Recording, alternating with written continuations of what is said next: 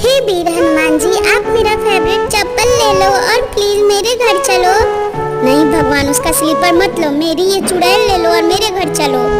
नहीं नहीं हनुमान जी, आप मेरा जेम्स ले लो, मैं छोटी बच्ची, आपको और क्या दूं? हे वीर हनुमान जी, मेरा भूतिया टैडी स्वीकार कर मेरी दुनिया में चले प्लीज। जय श्री राम। ठहरो, हे सूर्यदेव, आप मेरी उलझन दूर करें। दोनों बच्चियां मेरे लिए एक समान है और बहुत प्रयास कर रही हैं मुझे प्रसन्न करने के लिए। मैं किसके साथ किसके घर जाऊं?